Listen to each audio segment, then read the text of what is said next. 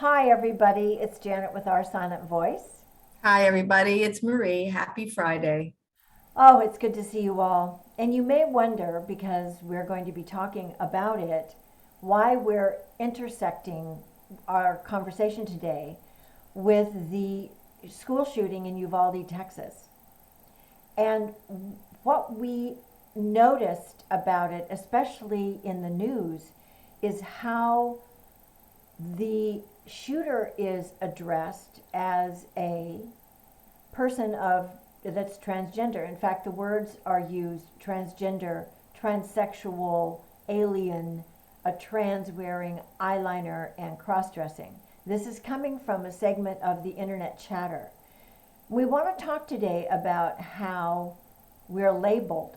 And I say we on purpose. I say we on purpose is because we are labeled. We are seen as a problem. We are seen as a thing to be solved, like a problem to be solved. And unfortunately, there's a segment of our society who sees the way to do that is violence. However, Marie and I are talking about even more than that because our next blog is I'm Not Like You, or Am I? So, Marie, you want to start this off? Well, we're starting off Pride Month. This is the beginning of Pride Month, and we want to include the LGBTQ community and welcome them and get to know them better. We want to be respectful of your pronouns, even though we don't always get it right. We have to work on that. And yeah, I was just telling Janet that I was in a store the other day and a sales lady came up to me and said, "Oh, can I help you?" And I said, "No, he's helping me." When I realized afterwards that person was transgender, and I just referred to them as he. And maybe that was wrong. Maybe I should have gone back and said, "I'm sorry, what are your preferred pronouns?" Just to be respectful of that, just to be sensitive. And yeah, I wish that for myself in going forward all the time. Oh, me too.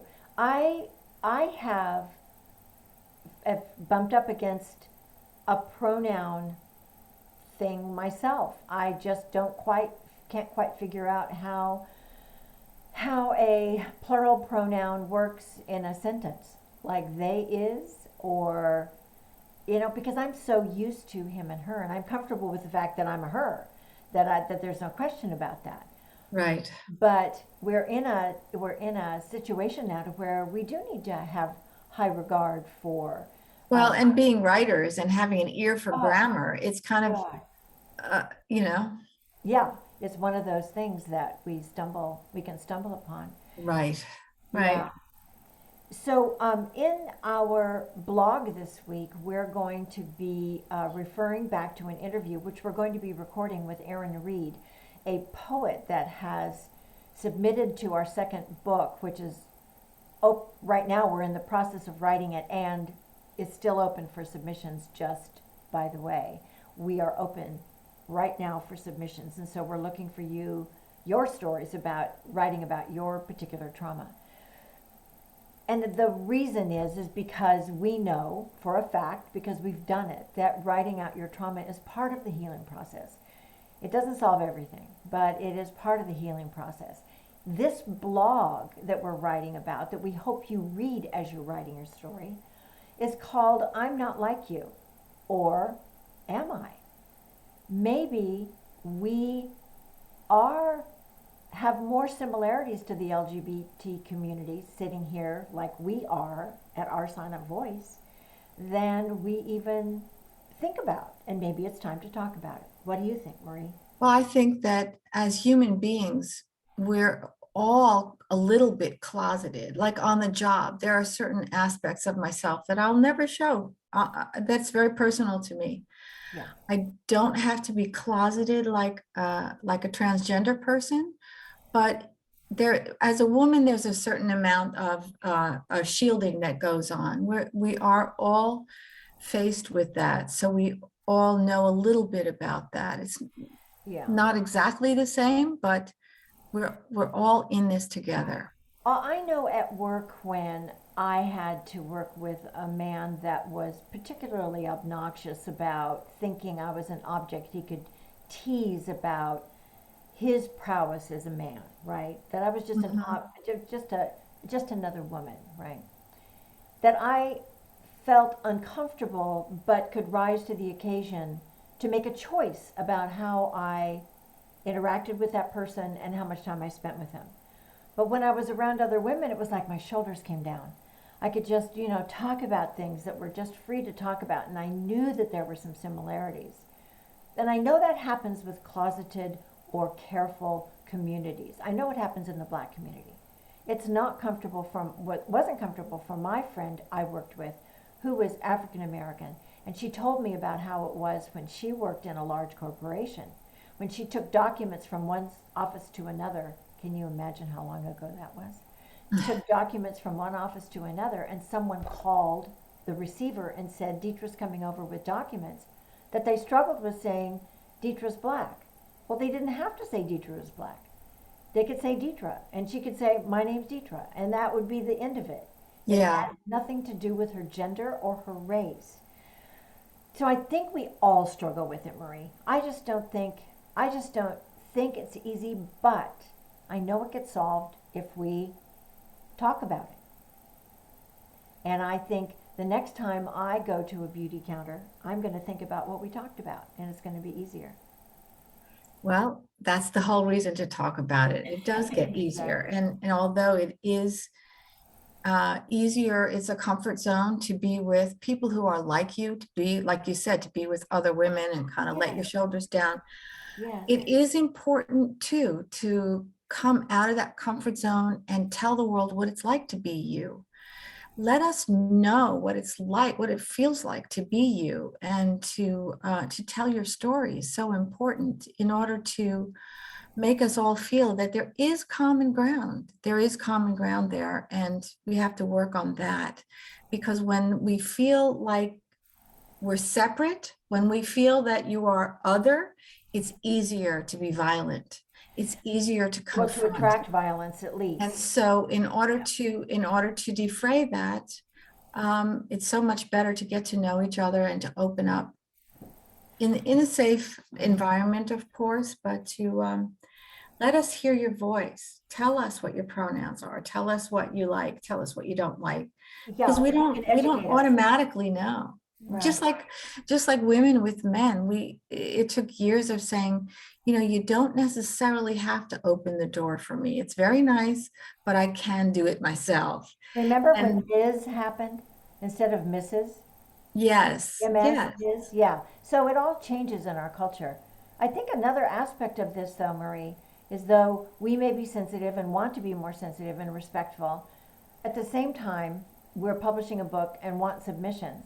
But I don't think we can avoid the fact that some of the commonalities that we share with the black community, the LGBTQ community, the white community, the Asian community, is that when we are seen as a target, when we are marginalized, when we are labeled. I remember my grandmother going way back into the 50s when she would say, let's go see the Chinks. They have the best tomatoes. So at the time, it was I had a twinkling of an awareness that that might not be the right word to use, Hmm. right? But now I would fall over dead if I thought to call a person of Asian descent a chink. But this happens, and we marginalized Japanese during World War II and put them in prison camps, literally in Manzanar, which I visited and I walked through, and I could barely see because I was crying so hard. That my friends' grandparents were sent to Manzanar, so that our gay friends are shot down in a nightclub in Florida. And remember, we talked about the The Stonewall Stonewall Massacre, riots. the Yeah. riots, exactly, in the 60s. So gay was illegal. Good It God. was illegal to quote unquote masquerade as someone of a different sex. Can you Oh, imagine? It was can't imagine. against the law. The law? Can you imagine? I mean, And that's not so long ago. I've always loved to dress more like a guy than a woman. I'm not fluffy, I'm not foo-foo, I don't wear flowers very often, and if I do, I don't feel comfortable and can't wait to take it off. I I I I ha- I can't imagine that being illegal. I can't imagine that if when I dressed up in a suit for work, I felt more comfortable. And the time I went to a manufacturing plant with a tie, a white shirt and a tie around my neck, I felt so powerful. But it Yeah. was a label, and that is something else to be explored. Perhaps I need therapy. But I think I think what gets dangerous, what really gets dangerous, is when a source of power, and I'm not going to label it a man or a woman or but I'm going to call that person a perp, okay?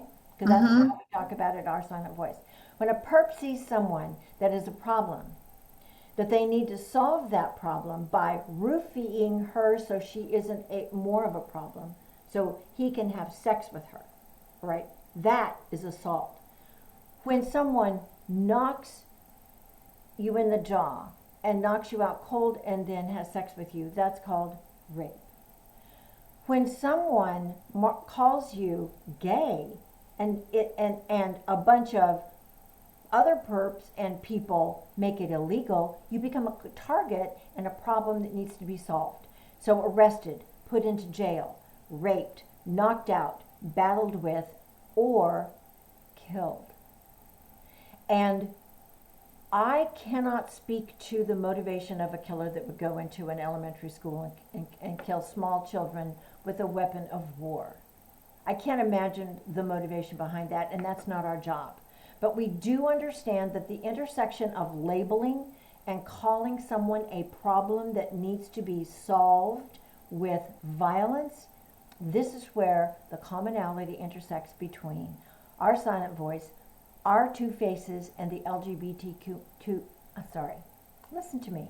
There we go, I'm on a roll. LGBTQ community. I don't even feel comfortable calling someone gay or queer. I mean, those words were used as a negative epithet when I was a kid. And it meant weak. It meant other. It meant It meant other. It meant separate from us. it was a problem. And the fact of the matter is, our point at our silent voice, and I know I've been talking a lot, Marie, sorry, but I'm hot about this. Our community has a commonality, and that commonality binds us in the same issue, which is ceasing to be an object of weakness that is targeted by anybody, including members of our government, who will label us and call us the source of the problem, which we Correct. are not. Marie, we are not. I know I went on a rant. I think that was a good rant. I think you said it all, Janet. Very, very good. Well, I think it's important to ask our writers too, is when you write about your story, what stops you? Because the common things that stop everyone from every community is that we will not be heard. What I have to say is not valuable enough to be heard. I can't scream and rant about this because I'm going to be ignored or blamed. Our silent voice is here to give writers and people who want to write, who, when we ask, are you a writer, say, I'm not sure. You are.